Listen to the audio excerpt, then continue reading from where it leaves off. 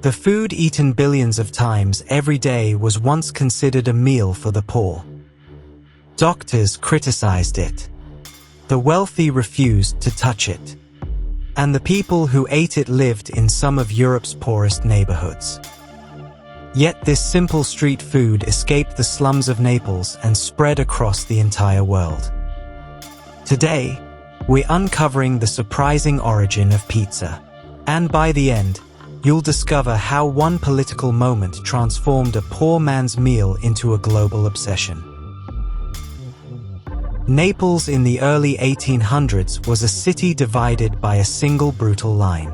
On one side stood the royal palaces, the opera houses, and the aristocratic estates. On the other side lived the Lazzaroni, the urban poor of Naples. They crowded into crumbling barsi, the dark, single-room dwellings built directly into the stone. A family of 6 might share a space no larger than a modern bathroom. Disease moved through these streets like a living thing. Cholera, typhus, and dysentery visited regularly and stayed too long.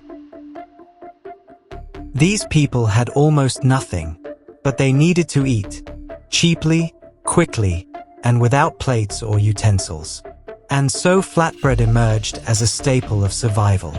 The concept of flatbread in the region stretched back thousands of years. The ancient Romans had eaten panis facacius, a flat, seasoned bread baked directly on stone. Greek settlers who founded the city of Naples had brought their own versions of layered dough centuries before that. But in 19th century Naples, this flatbread had evolved into something new. Street vendors known as pizzaioli worked out of small open-air shops called pizzeri. They carried their product through the streets on tin trays balanced on their heads. A hungry laborer could buy a folded slice for a few centesimi, the smallest coin in circulation.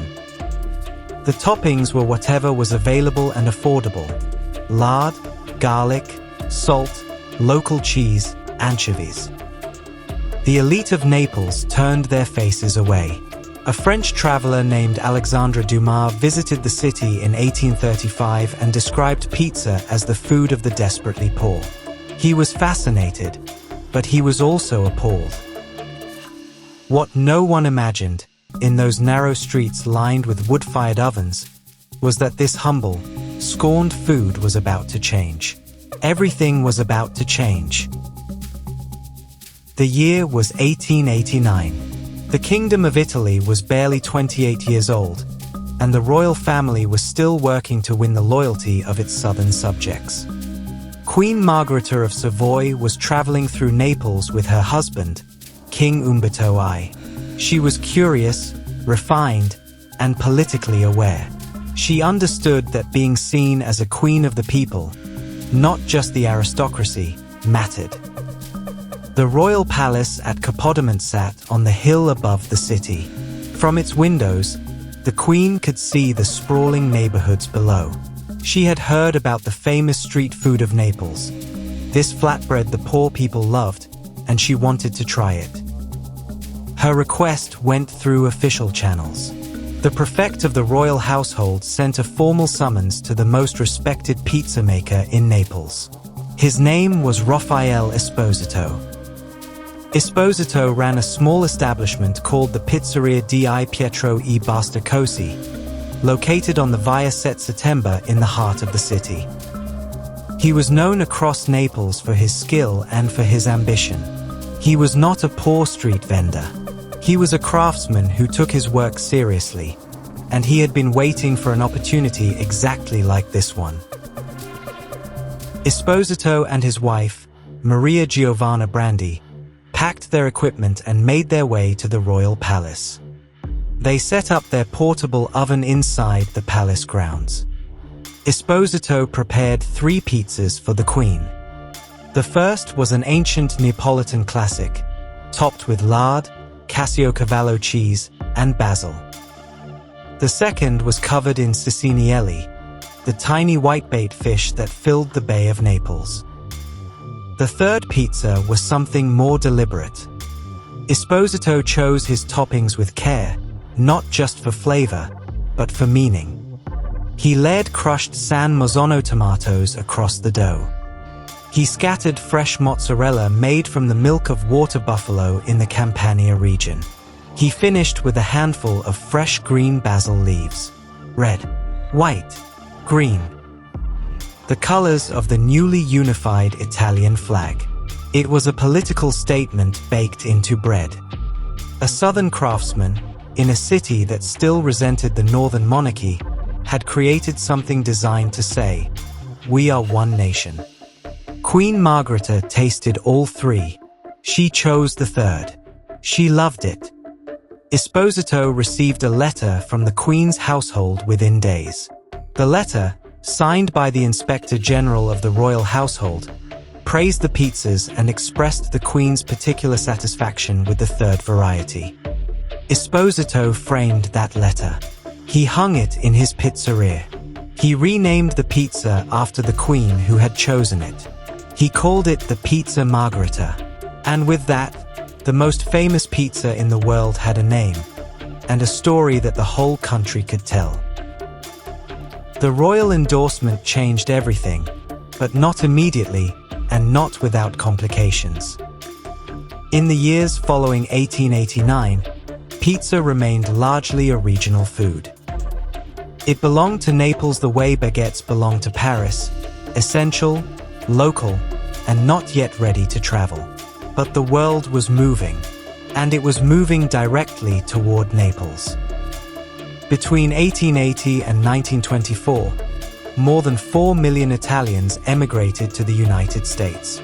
Many of them came from southern Italy, from Campania, from Sicily, from Calabria. They carried their traditions with them across the Atlantic. In 1905, a Neapolitan immigrant named Gennaro Lombardi opened a small grocery store on Spring Street in Lower Manhattan. He had been selling pizza by the slice from his shop for years. That year, he applied for and received the first pizzeria license in the United States. Lombardi's became a gathering place for Italian workers who wanted a taste of home. Word spread through the neighborhood, then through the borough, then through the city. By the 1930s, pizzerias had begun appearing in cities across the American Northeast: Boston, Philadelphia, New Haven, Trenton. Each community adapted the recipe to what was available. New Haven added more char to the crust and called it a pizza. New York stretched the dough thin and wide, foldable in one hand for workers eating on the go. Then came 1945, and the event that would transform pizza from an ethnic food into an American institution. World War II ended. American soldiers returned home from Italy, from Naples, from Rome, from the countryside south of the boot. They had eaten pizza in the towns they had liberated. They had eaten it in the streets of Naples. They came home craving it. By 1953, there were more than 700 pizzerias operating across the United States. In 1958, the first Pizza Hut opened in Wichita, Kansas, a small red-roofed building with 8 stools and a borrowed $50. Within a decade, it had grown into a national chain.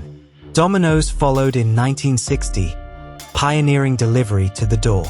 Little Caesars, Papa John's, and 1,000 independent shops came after. The frozen pizza industry emerged in the 1960s and brought pizza into every American home with an oven.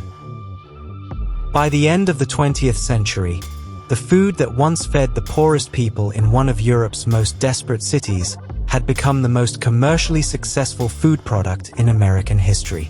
The Lazzaroni's survival food had become everyone's comfort food. Today, pizza is not just popular. It is the most consumed prepared food on the planet. Americans alone eat approximately 3 billion pizzas every single year. That works out to roughly 100 acres of pizza consumed every day in the United States.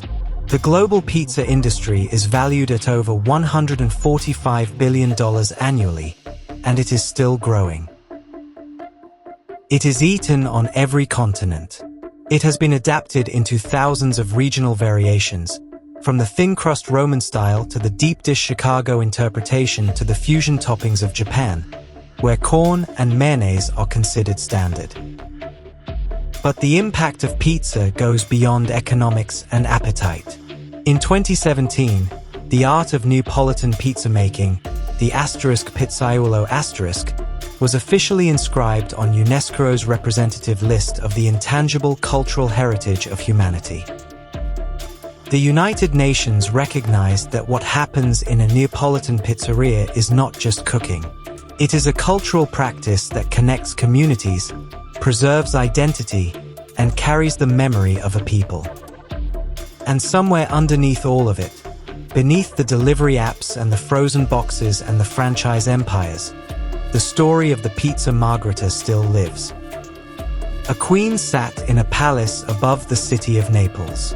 A craftsman from the streets below was invited to feed her. He chose his 3 toppings deliberately. He arranged them as a flag, and in that small, careful act of political symbolism baked into dough, a global phenomenon was born.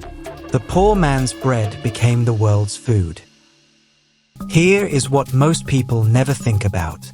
The Pizza Margherita, the most iconic, most imitated pizza in the world, was invented as a political act. It was never really about the food. It was about a nation trying to believe in itself. So the next time you take a slice, ask yourself, does food shape history, or does history shape food? If you enjoyed this story, subscribe for more untold origins, forgotten history, and remarkable true stories from the past. Every great invention has a secret beginning, and we are just getting started.